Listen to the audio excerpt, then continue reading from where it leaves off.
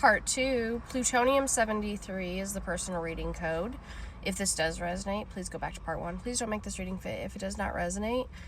This is for Plutonium73, an annual client. Part 1, discuss soul contracts. This is Part 2 to the soul contract reading. Again, please don't make it fit if it does not resonate.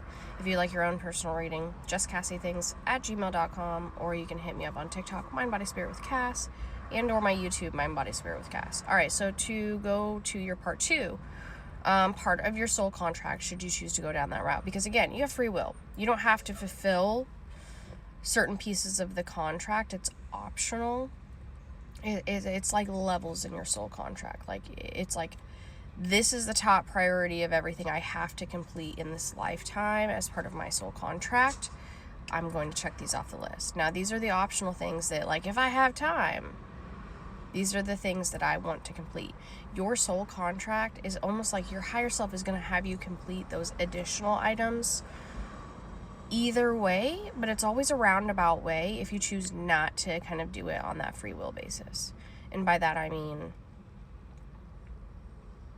this is a weird example, but let's say part of your soul contract was to come into contact with 50 people through a specific means. Maybe it's teaching, and you decided not to go down the route, and whatever path you took, whatever sidewalks you jumped off to, or additional trails along your path, along your soul's mission, it just didn't work out that you were a teacher.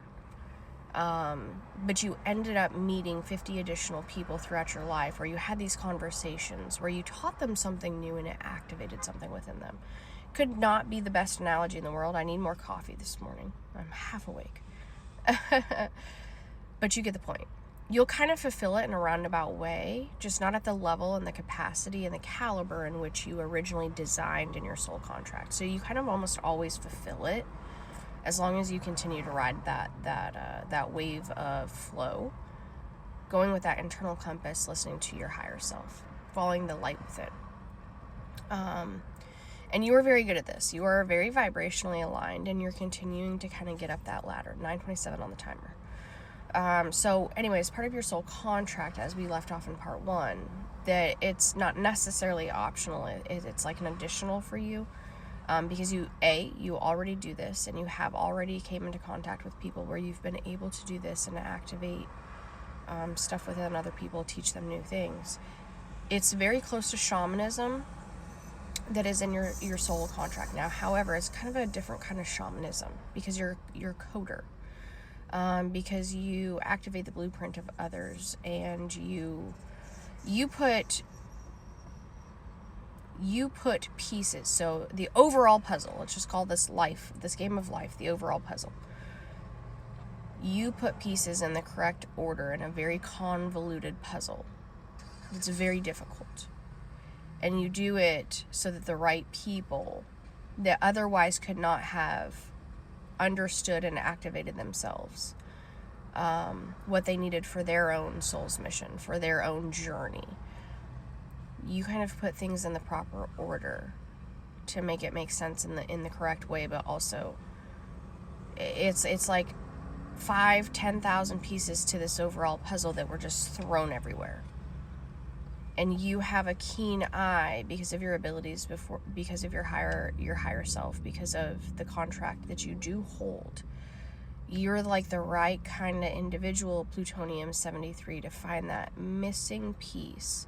Some of the difficult, it's like the puzzle's almost all one color except for a couple little squigglies here and there, and it's really fucking impossible, and it takes a really long time, because essentially you have to get all these other pieces that look identical, they're all the same damn color, and you have to figure out which shape they actually fit to make the overall puzzle.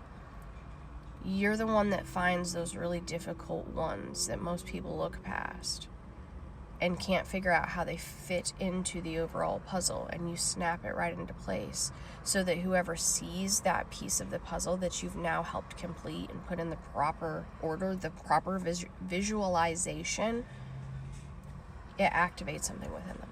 They're like, that's what it is. That's you.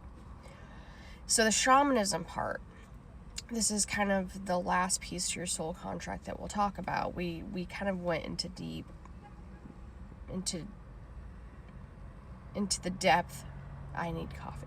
Into the depth of this in part 1. It's not shamanism like you're going to be a Buddha sitting in grass talking about the stars. Not that there's anything wrong with that.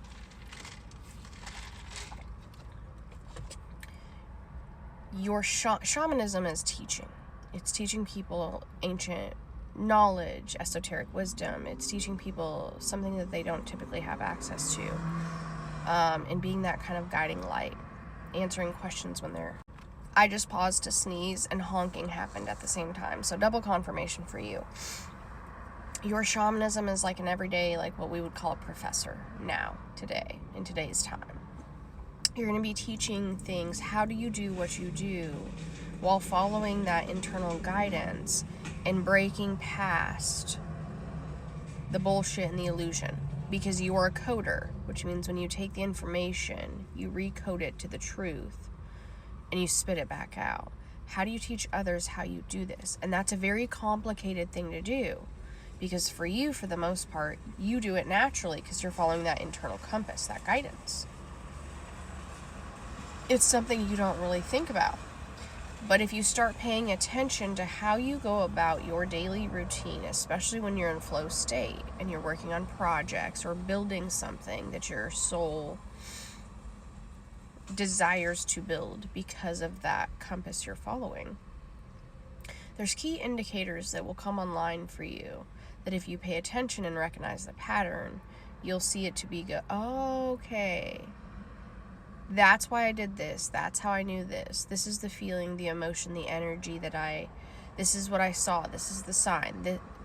All of these things will lay out in front of you when you start paying attention to them, and you're like, oh, okay, there's the indicator of when I'm about to launch something, while following that magnet, that pull to what I know to be true, what I know I need to be doing. And the last piece of your soul contract, and I'm barely going to touch this because this is just like me.